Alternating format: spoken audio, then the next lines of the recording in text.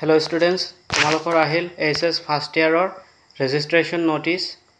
So তোমালোকে সকলোৱে জানা যে আমি ক্লাছ 9ত যেনেকৈ ৰেজিষ্ট্ৰেশ্যন কৰিছিলোঁ ঠিক তেনেকৈ SS ফাৰ্ষ্ট ইয়াৰত ৰেজিষ্ট্ৰেশ্যন কৰিব লাগে। সো বলা ভিডিঅ'লৈ আগবাঢ়ো। সো কিমান ফিজ, কেতিয়া ষ্টাৰ্ট হ'ব, কেতিয়া লাষ্ট ডেট, আজি আমি ভিডিঅ'টোত ডিসকাস কৰিম। তো বলা ভিডিঅ'লৈ আগবাঢ়ো। তো ইয়াতে আছে it is here by notified all the concerned leads of the institution that the online portal for registration of class 11 students for the academic session 2025-2026 will be live from 21 July 2025 and closed on 3 August 2025. The last date for the payment of fees is 6/9/2025.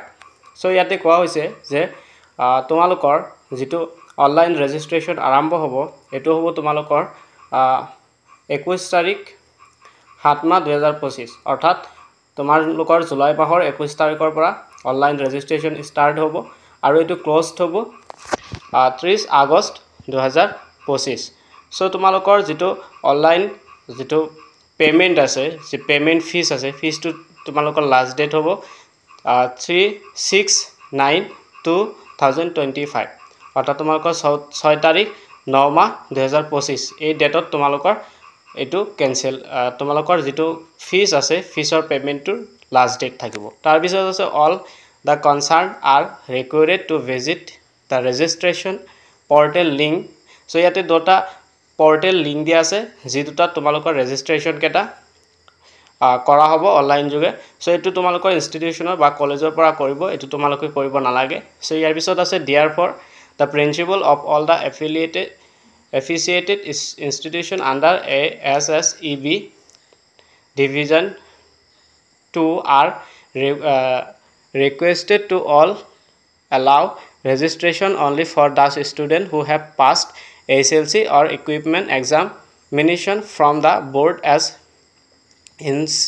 enlisted on the registration portal. So ইয়াতে কোৱা হৈছে যিসকলে SLC exam pass কৰিছে তেওঁলোকেহে অকল তোমালোকৰ registration কৰিব পাৰিব আৰু তোমালোকে পৰ্টেলত হেসকলৰহে ৰেজিষ্ট্ৰেশ্যন হ'ব। তাৰ পিছত আছে the students who have came from the board have to submit the original migration certificate along with the prescribed for the statement. So যিসকলে SLC পাস কৰিছে তেওঁলোকে বৰ্ডৰ মাইগ্ৰেট সাৰ্টিফিকেট দিব লাগিব। সো তোমালোকে যিসকলে SLC পাস কৰা নাই বা কিবা বেলেগ সাৰ্টিফিকেট লৈ আছে হেই নহব। সো বৰ্ডৰ মাইগ্ৰেট সাৰ্টিফিকেট লাগিব ইয়াত ৰেজিষ্ট্ৰেশ্যন কৰিবলৈ। তাৰ পিছত আছে student who have got admitted through the Darpan admission portal are allowed to get their names registered through the affiliated institution. So Darpan পোৰ্টালৰ থ্ৰু দি তোমালোকৰ ৰেজিষ্ট্ৰেশ্যনটো সম্পূৰ্ণ হ'ব বুলি ইয়াত দিয়া হৈছে। তো তাৰ পিছত তোমালোকৰ যেটো ফিজ আছে ৰেজিষ্ট্ৰেশ্যন ফিজ হেতু কিমান আছে তোমালোকৰ ৰেজিষ্ট্ৰেশ্যন ফিজটো আছে তোমালোকে চাব পাৰিছা 250 অৰ্থাৎ 250 টকা তোমালোকৰ ৰেজিষ্ট্ৰেশ্যন ফিজ আৰু eligibility fees applicable in case of migrate students.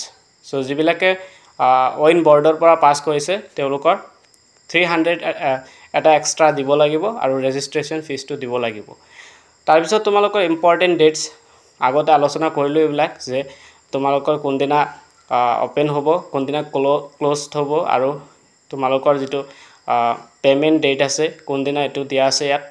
So এইবিলাক তোমালোকে আগতে আলোচনা কৰিলো। তাৰ পিছত তোমালোকৰ এটা ইয়াতে ইনস্ট্ৰাকশন আছে যে institutions will have to pay 1000 as affiliation renewal fees not from student. So etu তোমালোকে দিব নালাগে, এটো কলেজৰ পৰা তোমালোকৰ 1000 টকা এটা দি দিব।